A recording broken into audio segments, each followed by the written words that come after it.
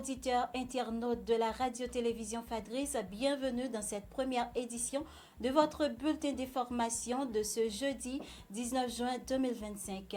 Le taux de la BRH est de 130,83.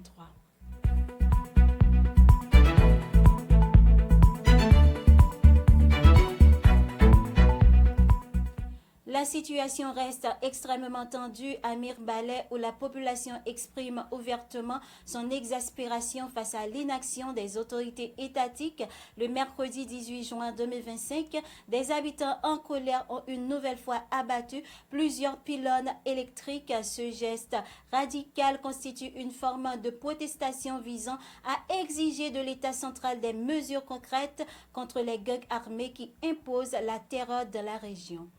La police nationale d'Haïti, PNH, a confirmé hier mercredi l'arrestation de le jeune Télémac né le 19 août 1986. Évadé notoire de la prison civile de Croix-des-Bouquets, il avait fui lors de l'assaut perpétré le 3 mars 2024 par des gangs armés de la coalition dénommée Vivre Ensemble. Recherché pour viol et enlèvement, Télémac a été intercepté par les agents du service départemental de la police judiciaire du Sud-Est dans la localité de Pérédo, une section communale de Marigot.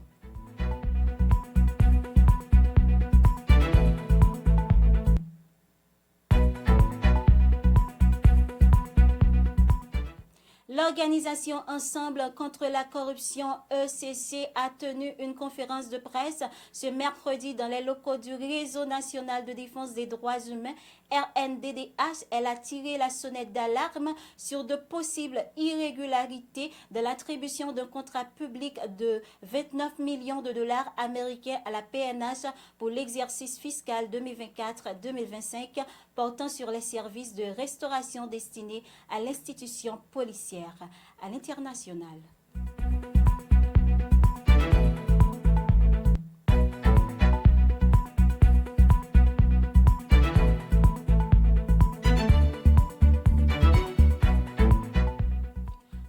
Au 7e jour du conflit opposant Israël à l'Iran, les frappes aériennes nocturnes continuent sans relâche. Dans une déclaration télévisée prononcée mercredi, le guide suprême Ali Khamenei a affirmé que l'Iran ne capitulera jamais. Parallèlement, l'ancien président américain Donald Trump a affirmé que Téhéran avait rapproché Washington pour entamer des pourparlers alimentant les spéculations sur une possible implication américaine dans le conflit. Réunis à Washington ce mercredi 18 juin, des experts de la République démocratique du Congo et du Rwanda a paraphié un document préparatoire à un accord de paix sous la médiation des États-Unis. Ce texte doit désormais être validé par les ministres des Affaires étrangères des deux pays. Leur signature est attendue pour le 26 juin, en prélude à un sommet prévu en juillet avec la participation du président américain Donald Trump.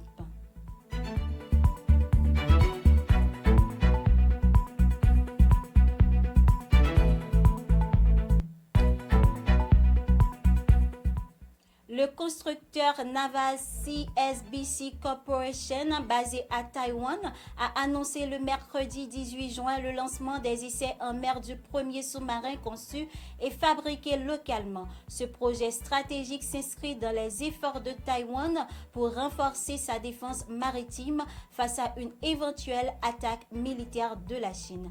Mesdames, Messieurs, c'était avec vous votre bulletin d'information de ce jeudi 19 juin 2025 avec votre présentatrice Santa Barbara Jean-Baptiste.